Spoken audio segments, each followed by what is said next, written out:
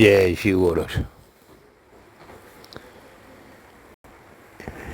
एक समय की बात है जब रामकृष्ण परमहंस जी अपने आश्रम में आने वाले भक्तों को ज्ञान का उपदेश दिया करते थे।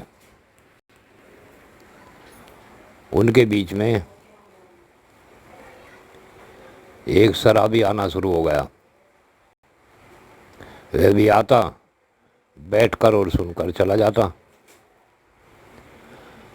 जब उस शराबी के घर वालों को पता लगा कि तुम्हारा बेटा रामकृष्ण परमहंस जी के पास जाता है, तो उस शराबी का पिता एक दिन आया और उसने रामकृष्ण परमहंस जी से कहा, ये महाराज जी, मेरा बेटा बहुत ज़्यादा शराब पीता है। जब वह आपके पास आता है, तुम्हारी आपसे प्रार्थना है कि आप शराब छुड़वा दें। रामकृष्ण परमहंस जी मुस्कुराए और ठीक है कह दिया। सत्संग पूरा होने के बाद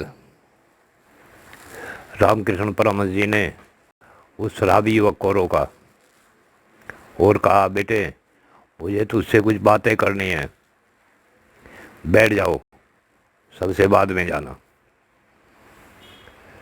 उस शराबी ने सोचा कि कहीं महाराज जी मेरी शराब न छुड़वा दें। वह सोच ही रहा था, रामकृष्ण परमहंस जी बोले कि बेटे, वैसे तो तू हीरा है, परंतु कीचड़ में धंसा पड़ा है, और जो मैं कहूँ क्या तू वो कर सकता है? वह बोला, महाराज जी, केवल मुझे शराब छोड़ने के लिए मत कहना, इसके अलावा और जो भी आप कहेंगे मैं वही कर दूंगा, परंतु मुझसे शराब नहीं छूटती। मैं सुबह उठते ही शराब पीना शुरू कर देता हूँ और रात्रि तक शराब पीता हूँ। अब भी मैं शराब के नशे में ही हूँ। जब मैं आपके पास आता हूँ तो उस समय मुझे नशा कुछ कम होता है। अब यहाँ से जाते ही फिर शराब पी लूँगा। तो रामकृष्ण परमहंस जी बोले कि पुत्र, मैं तुम्हें शराब पीने से नहीं रोकूंगा, परंतु तुम्हें माँ काली की रोजाना पूजा करनी है। उसने कहा, ठीक है महाराज जी, ये तो मैं कर दूंगा। रामकृष्ण परमहंस जी बोले कि जब भी तुम्हें दारू पीनी हो या कोई भी चीज़ खानी हो, पहले उसका भोग काली माता को लगाना है।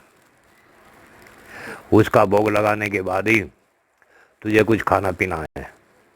क्या कर देगा इस कार्य को? वह शराबी हंसकर बोला, हाँ गुरुजी, कर दूंगा, इसमें कोई भारी काम नहीं है। तो रामकृष्ण परमहंस जी बोले कि बेटे, काली माता को भोग लगाने के लिए एकांत चाहिए। एकांत में जाकर तुम्हें माता को भोग लगाना है।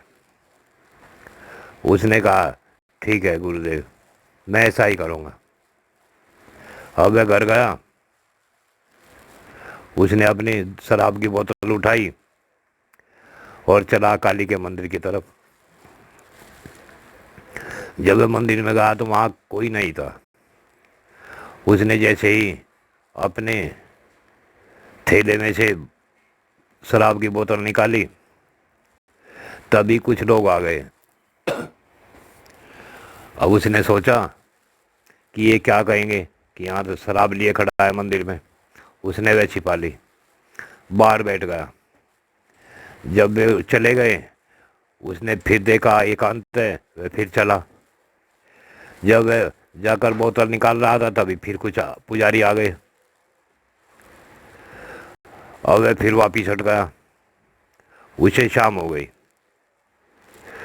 लेकिन उसने तो रामकृष्ण परमहंस जी से कहा था कि मैं बिना भोग लगाए नहीं पीऊँगा, इसलिए वह रात्रि तक पी नहीं पाया। अब रात्रि में जब उसे शराब की ज़्यादा इच्छा हुई तो वह चला बोतल लेकर, और जिस समय वह मंदिर तक पहुंचा तो मंदिर के पुजारियों ने ताला बंद कर दिया। वह वापिस चुपचाप चला आया, आकर लेट गया, सोचता रहा। सुबह उठा, नहाया धोया और दारू लेकर फिर चल दिया अपनी शराब की बोतल लेकर। लेकिन उसे दिन भर वहाँ कोई न कोई मिलता ही रहा। वह पूरे दिन शराब नहीं पी पाया और भूख भी अच्छी लगी, उसने खाना भी खूब खाया। लेकिन यह खाना खाने के लिए तो उसे कोई अड़चन थी ही नहीं। वह भोजन लेकर गया और पुजारी को कहा कि इसका भोग लगवा दो। पुजारी ने माता काली को भोग लगा दिया। आकर उसने खाना खा लिया। अब समस्या थी तो केवल शराब की। शराब को एकांत में ही देना था, क्योंकि कोई ये न कह दे कि काली के मंदिर में शराब लेकर चला आया। इसलिए अगला दिन भी उसका पूरे का पूरा बीत गया, उसे मौका ही नहीं लगा। रात्रि में वह बिना शराब पिए पड़ गया। अगले दिन फिर वह सुबह उठा और सोचा कि सबसे पहले तुझे शराब ही देखानी है। अब वह लेकर बोतल चला, लेकिन क्या करे, वहाँ तो पुजारी पूजा कर रहे थे। वह फिर वापिस चला आया। फिर दोपहर में गया तो वहाँ कुछ भक्तगण भजन कर रहे थे। वह फिर वापिस चला आया। अब उसे 3 दिन हो गए और 3 रात हो गई, वह शराब नहीं पी पाया। चौथे दिन जब सत्संग में वह गया तो सत्संग पूरा होने के बाद उसने कहा, गुरु जी ये तो समस्या खड़ी हो गई। गुरु जी बोले, क्यों, क्या बात हुई? कि गुरु जी काली अकेली मिलती ही नहीं। जब भी मैं मंदिर में शराब लेकर जाता हूँ, कोई ना कोई माता काली के सामने कुछ ना कुछ करता ही रहता है। कभी कोई पूजन कर रहा है तो कोई कीर्तन कर रहा है, कोई भजन कर रहा है, और न तो वहाँ एकांत मिला और न मैं काली को भोग लगाया। तो रामकृष्ण परमहंस जी हंसे और बोले कि बेटे, तुमने 3 दिन से शराब पी नहीं? उसने कहा, गुरुजी आपने ही तो कहा था कि बिना भोग लगाए नहीं पीना। बोले, तो फिर तो बात बन गई तुम्हारी। वो बोला कि कैसी गुरुजी? कि बेटे, जब जो 1 मिनट भी बिना पिए नहीं रह सकता था, उसे अब 3 दिन और 3 रात हो गए, आज चौथा दिन है। आज भी तुझे वहाँ कोई ना कोई मिला है मंदिर में। जो चीज़ हम 3 दिन तक नहीं ले सके, अगर 3 महीने न ले तो कोई दिक्कत नहीं, अगर 3 साल न ले तो कोई परवाह नहीं, और अगर 30 साल भी न ले तो कोई परवाह नहीं। बेटे, कोई चीज़ हमें नहीं पकड़ती, बल्कि हमने उन चीज़ों को पकड़े हुए हैं। तुम्हें शराब ने नहीं पकड़ रखा है, बल्कि तुमने सब शराब पकड़ रखी है। इसलिए मेरा तो बस इतना ही कथन है, मैं तुम्हें पीने से नहीं रोकता, लेकिन अपने इष्ट को भोग लगाने के बाद ही हमें कुछ कार्य करना चाहिए। फिर क्या था, जब उस शराबी को 1 सप्ताह हो गया और उसे मौका ही नहीं मिला, तो क्रोध में आकर उसने वह बोतल सड़क पर दे मारी। वह टूट गई। उसके बाद उसने शराब नहीं पी। इस प्रकार से एक शराबी से शराब छुड़वाई हमारे संतों ने, हमारे संतों की मर्यादा ने, संतों के वचनों ने। इसलिए हमें सभी को, हमें किसी न किसी संत के पास अपने विचार, अपने विकार सोचकर छोड़ने के लिए जाना चाहिए, और जो हमारे संत पुरुष हमें कहें उन विचारों पर चलें।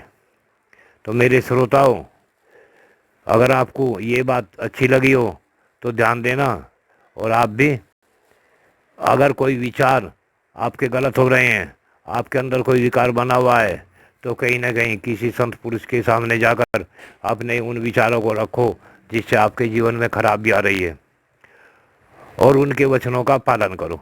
जो भी संत पुरुष कहे उनके वचन मानकर ही तुम्हें आगे बढ़ना है। मेरे श्रोताओं, आप मेरे इस चैनल को सब्सक्राइब करें तथा बेल आइकन बटन दबाएं। जय शिव गोरख।